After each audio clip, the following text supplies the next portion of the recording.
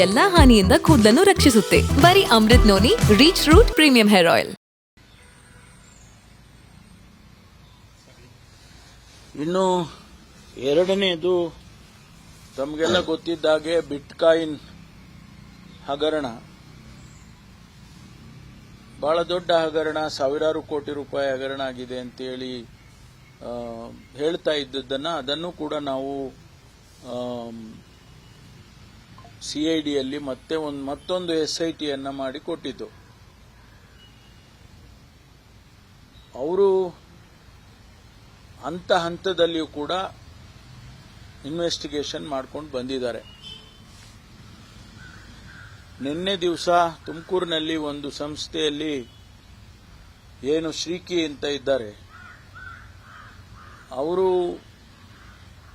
ಸುಮಾರು 60.6 ಬಿಟ್ಕಾಯಿನ್ಗಳನ್ನು ಅಲ್ಲಿಂದ ಯೂಸ್ ಮಾಡಿದ್ದಾರೆ ಅಂತ ಹೇಳಿ ಅವರನ್ನ ಅಲ್ಲಿಗೆ ಕರ್ಕೊಂಡು ಹೋಗಿದ್ರು. ಆ ಮಾಹಿತಿ ಕನ್ಫರ್ಮ್ ಆದಮೇಲೆ ಅವರನ್ನ ಅರೆಸ್ಟ್ ಮಾಡಿದ್ದಾರೆ, ಶ್ರೀಕಿಯನ್ನ. ಇಲ್ಲಿಯವರೆಗೂ ಶ್ರೀಕಿಯನ್ನ ಅರೆಸ್ಟ್ ಮಾಡಿರಲಿಲ್ಲ. ಅವರ ಸಹಾಯವನ್ನು ತಗೊಂಡು ಅವರನ್ನ ವಿಶ್ವಾಸಕ್ಕೆ ತಗೊಂಡು, ಯಾಕೆಂದ್ರೆ ಟೆಕ್ನಿಕಲಿ ತುಂಬಾ ಬುದ್ಧಿವಂತರಿದ್ದಾರೆ ಅವರು. Sriki is very intelligent and ಎಲ್ಲಾ ತರದ ಟೆಕ್ನಿಕಲ್ ನಾಲೆಡ್ಜು ಅವರಿಗಿದೆ. ಹಾಗಾಗಿ ಅವರನ್ನ ವಿಶ್ವಾಸಕ್ಕೆ ತಗೊಂಡು ಅನೇಕ ಕೋಡ್ಗಳನ್ನು, ಅನೇಕ ಪಾಸ್ವರ್ಡ್ಗಳನ್ನು ಅದನ್ನೆಲ್ಲ ಬ್ರೇಕ್ ಮಾಡಿ ಮಾಹಿತಿಗಳನ್ನು ಸಂಗ್ರಹಣೆ ಮಾಡೋದರಲ್ಲಿ ನಮ್ಮವರು ಕೆಲವುದರಲ್ಲಿ ಯಶಸ್ವಿಯಾಗಿದ್ದಾರೆ. ಆದರೂ ಅವರು ಇನ್ನೂ ಹೆಚ್ಚಿನ ಮಾಹಿತಿ ಕೊಡ್ತಾ ಇರಲಿಲ್ಲ ಅಂತ ಹೇಳಿ ಯಾವುದು ಈ 60.6 ಏನು ಬಿಟ್ಕಾಯಿನ್ಗಳನ್ನು, ಸುಮಾರು 32 ಕೋಟಿ ರೂಪಾಯಿ ಮಾರ್ಕೆಟ್ ವ್ಯಾಲ್ಯೂ ಅಂತ ಹೇಳ್ತಾರೆ, ಅದನ್ನ ಇವತ್ತು ಕರ್ಕೊಂಡು ಹೋಗಿ ತುಮಕೂರಲ್ಲಿ ಒಂದು ಸಂಸ್ಥೆಗೆ ಅದು ಅರೆಸ್ಟ್ ಮಾಡಿದ್ದಾರೆ. ಇಲ್ಲ 60 ಕೋಟಿ ವ್ಯವಹಾರ ಆಗಿದೆ ಅಲ್ಲಿಂದ, ತುಮಕೂರಿಂದ ಬಿಟ್ಕಾಯಿನ್. ಅದು ಕನ್ಫರ್ಮ್ ಮಾಡೋದಕ್ಕೆ ಅವ್ರನ್ನ ಕರ್ಕೊಂಡು ಹೋಗಿದ್ದಾರೆ. ಅಲ್ಲಿ ಕರ್ಕೊಂಡು ಹೋದಾಗ ಅದು ಕನ್ಫರ್ಮ್ ಆಗಿದೆ, ಇವರ ರೋಲು ಕೂಡ ಅದರಲ್ಲಿ ಇದೆ ಅಂತೇಳಿ ಅವ್ರನ್ನ ಅರೆಸ್ಟ್ ಮಾಡಿದ್ದಾರೆ. ಇಲ್ಲ 62 ಕಾಯಿನ್ನು 32 ಕೋಟಿ, 62 ಕಾಯಿನ್ನು 32 ಕೋಟಿ. ಹಿಂದೆ ಎಲ್ಲವೂ ಹಿಂದೆ ಆಗಿರೋದು, ಈಗ ಏನಾಗಿಲ್ಲಲ್ಲ. ಸೊ ಆದ್ರಿಂದ ಅವರನ್ನ ಅರೆಸ್ಟ್ ಮಾಡಿದ್ದಾರೆ, ಅವರೊಬ್ಬರೇ. ಅದರಲ್ಲಿ ಅದನ್ನು SIT ಅವರೇ ಮಾಡ್ತಾ ಇರೋದು. ಅದಕ್ಕೋಸ್ಕರ ಬೇರೆ SITಯನ್ನು ನಾವು ಏನು ಮಾಡಿದ್ದು ಅವರು ಮಾಡ್ತಾ ಇದ್ದಾರೆ. ಅದು ಬಹಳ ವೇಗವಾಗಿ ನಡೀತಾ ಇದೆ.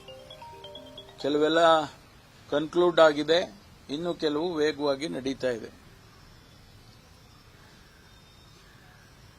ಅದು ಒಂದು ಬಹಳ ಗಂಭೀರವಾದಂಥ ಬೆಳವಣಿಗೆ.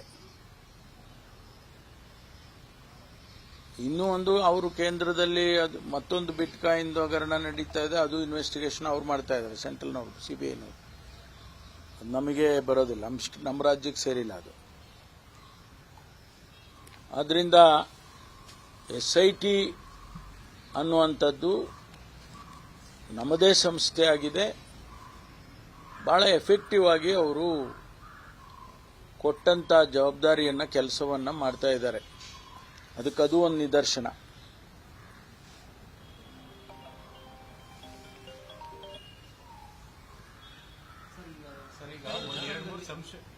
ಸಂಶಯ ವ್ಯಕ್ತ ಆಗ್ತದೆ.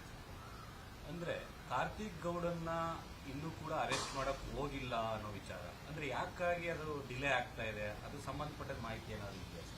ಯಾಕಂದ್ರೆ ಅವನ ಮೇಲೆ ಕೇಸ್ ಆಗಿದೆ, FIR ಆಗಿತ್ತು.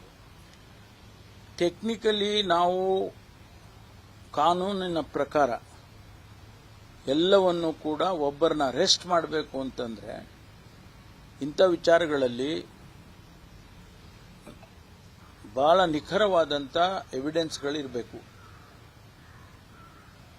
ಕಾರ್ತಿಕ್ ಗೌಡ ಅನ್ನುವಂಥವರು ದೇವರಾಜೇಗೌಡನ ಅವರನ್ನ ಲಾಯರನ್ನು ಅಪಾಯಿಂಟ್ ಮಾಡಿಕೊಂಡಿದ್ದಾರೆ ಮತ್ತು ಅವರ ಕಡೆ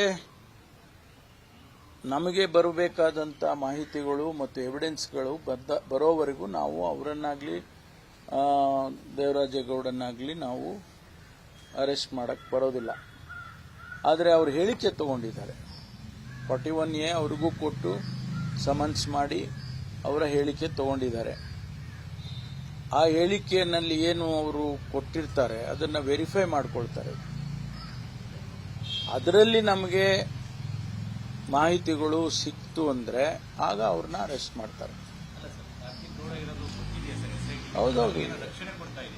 ಇಲ್ಲ ಇಲ್ಲ ಇಲ್ಲ, ನಾವು ಯಾರಿಗೂ ರಕ್ಷಣೆ ಕೊಡೋದು ಯಾರಿಗೆ ಕೊಡ್ತೀವಿ ಅಂತಂದ್ರೆ, ಯಾರು ಸಂತ್ರಸ್ತ ಮಹಿಳೆಯರಿದ್ದಾರೆ ಅವ್ರಿಗೆ ಖಂಡಿತವಾಗಿ ರಕ್ಷಣೆ ಕೊಡ್ತೀವಿ. ಆದರೆ ಇವರಿಗೆ ಯಾರಿಗೂ ನಾವು ರಕ್ಷಣೆ ಕೊಡೋದಿಲ್ಲ. ನಾವು ನಮಗೆ ಅವರಿಗೆ SITನವರಿಗೆ ಎಲ್ಲ ಮಾಹಿತಿಗಳು ಇದೆ. ಅವರನ್ನ ಯಾವಾಗ ಅರೆಸ್ಟ್ ಮಾಡಬೇಕು ಅದನ್ನ ಅವರು ಮಾಡ್ತಾರೆ. ಯಾಕೆಂದ್ರೆ ಅರೆಸ್ಟ್ ಮಾಡಬೇಕಾದ್ರೆ ನಮಗೂ ಅದು ಸ್ಟ್ರಾಂಗ್ ಎವಿಡೆನ್ಸಸ್ ಬೇಕು. ಇಲ್ಲದೆ ಹೋದ್ರೆ ಏನಾಗುತ್ತೆ, ಬೇಲ್ ಸಿಕ್ಕತ್ತೆ. ಯಾಕೆಂದ್ರೆ ಸರ್ ಈಗ ಬೇಲ್ ಕೂಡ ರಿಜೆಕ್ಟ್ ಆಗಿದೆ. ಕಾರ್ತಿಕ್ ಗೌಡ, ನವೀನ್ ಗೌಡ, ಇತರ ಮೂವರು ಇಷ್ಟೆಲ್ಲ ಆದ್ಮೇಲೆ ಯಾಕೆ ಇನ್ನೂ ಅವರು, ನಾನು ಹೇಳಿದ್ನಲ್ಲ, ಅವ್ರ ಮೇಲೆ ನಮಗೆ ಅವ್ರನ್ನ ಅರೆಸ್ಟ್ ಮಾಡುವಂತ ಪ್ರೊವಿಷನ್ಸ್ ನಲ್ಲಿ ಏನು ನಮಗೆ ಪ್ರೂಫ್ ಬೇಕಾಗುತ್ತೆ ಅದು ಸಿಕ್ಕಿದ ತಕ್ಷಣವೇ ಅರೆಸ್ಟ್ ಮಾಡ್ತಾರೆ. ಅದಕ್ಕೋಸ್ಕರ ನಾವು ಕಾಯ್ತಾ ಇದ್ದೇವೆ ಅಂತ ಹೇಳಿ ಇದೆ. ಅದನ್ನ ಹೆಚ್ಚು ಡೀಟೇಲ್ ಹೇಳಕ್ಕಾಗಲ್ಲ. ಕುಮಾರಸ್ವಾಮಿ ಆರೋಪ ಮಾಡಿದ್ರೆ ಹಂಗೆ ಸರ್, ಇಲ್ಲ ಅವ್ರು ಮಾಡ್ತಾರೆ. ಕಿಡ್ನಾಪ್ ಕೇಸನ್ನ ಲಿಂಕ್ ಮಾಡ್ತಾರೆ ರಾಜಕೀಯ ಕಾರಣಗಳಿಗೋಸ್ಕರ. ಬಟ್ ಕಾರ್ತಿಕ್ ಗೌಡ ಮತ್ತೆ ನವೀನ್ ಗೌಡ ಅನ್ನೋರು ಪೋಸ್ಟ್ ಮಾಡ್ತಾರೆ ಪೆನ್ ಡ್ರೈವ್ ಬಗ್ಗೆನೆ, ಅವರನ್ನ ಅರೆಸ್ಟ್ ಮಾಡಲ್ಲ. ಇದು ಯಾವ ಕಾರಣಕ್ಕೋಸ್ಕರವಾಗಿ ಇದ್ರ ಮೇಲೆ ನನಗೆ ಅದನ್ನ detail I don't want to share with you. ಯಾಕೆಂದ್ರೆ ಅದಕ್ಕೆ ಆದಂತ ಟೆಕ್ನಿಕಲ್ ರೀಸನ್ಸ್ ಇದೆ. ಅದನ್ನ ನಾನು ಶೇರ್ ಮಾಡೋದಿಲ್ಲ.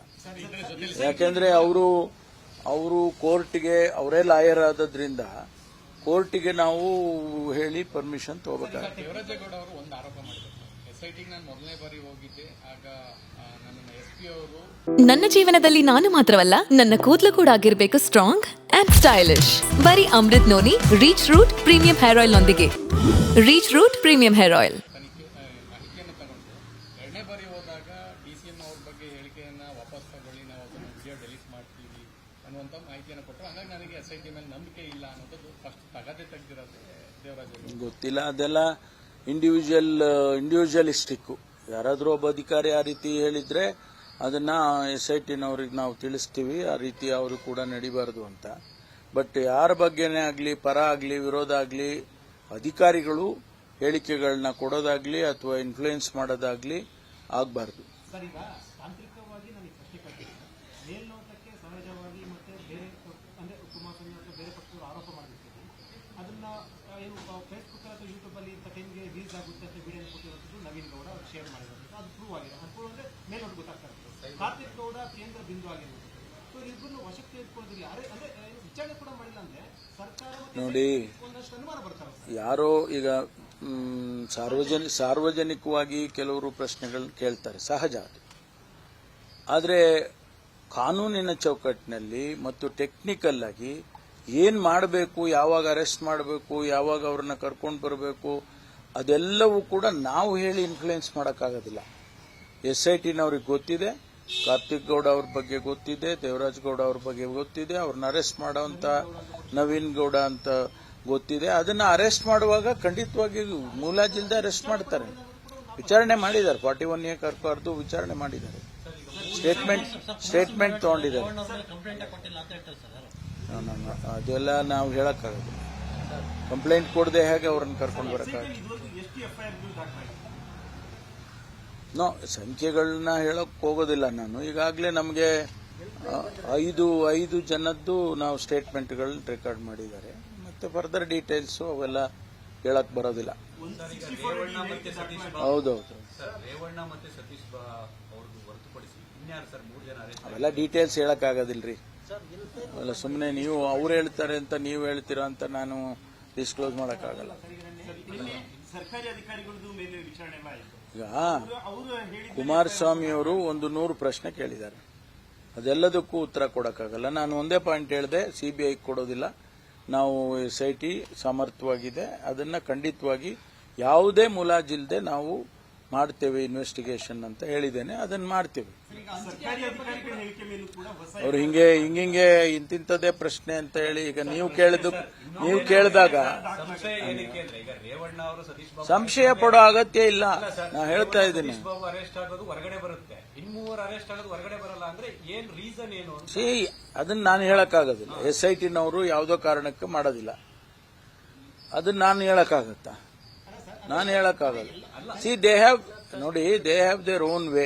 ಈಗ ಅವ್ರನ್ನ ಇನ್ಫಾರ್ಮೇಶನ್ ಆಚೆ ಕೊಟ್ರೆ ಏನಾಗ್ಬೋದು, ಅದ್ರ ಇಂಪ್ಯಾಕ್ಟ್ ಏನಾಗ್ಬೋದು, ಅದನ್ನಿಂದ ಇನ್ನೇನೋ ಆಗ್ಬೋದು, ಈ ತರದ್ದೆಲ್ಲ ಏನೇನೋ ಇರುತ್ತೆ. ಅದನ್ನ ನಾವು ಹೇಳಕ್ಕಾಗತ್ತಾ?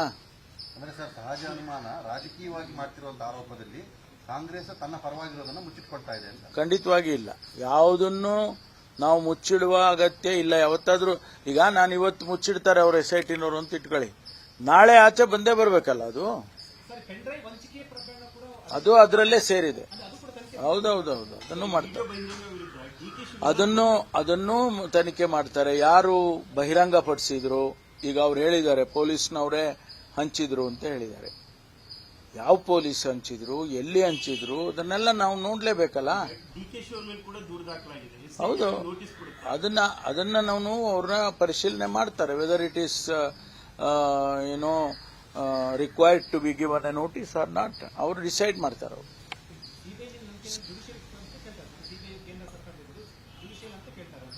ಅಲ್ಲ, ನಾವು SIT ಆಗ್ಲಿ ಅಲ್ಲ, SIT ವರದಿ ಕೊಡ್ಲಿ. SIT ಮೇಲೆ ವಿಶ್ವಾಸ ನಮಗಿದೆ ಅಂತ ಹೇಳ್ತಾ ಇದ್ದೀನಿ. SIT ವರದಿ ಕೊಡ್ಲಿ ಅಲ್ಲ ಸರ್ಕಾರಕ್ಕೆ.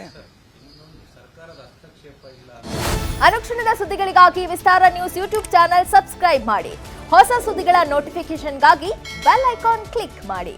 ಲೇಟೆಸ್ಟ್ ಅಪ್ಡೇಟ್ಸ್ಗಾಗಿ www.vistaranews.com ವೆಬ್ಸೈಟ್ಗೆ ವಿಸಿಟ್ ಮಾಡಿ. ಅಂಗೈಯಲ್ಲೇ ಜಗತ್ತಿನ ಸುದ್ದಿ ತಿಳಿಯಲು ವಿಸ್ತಾರ ನ್ಯೂಸ್ ಕನ್ನಡ ಆಪ್ ಡೌನ್ಲೋಡ್ ಮಾಡಿ.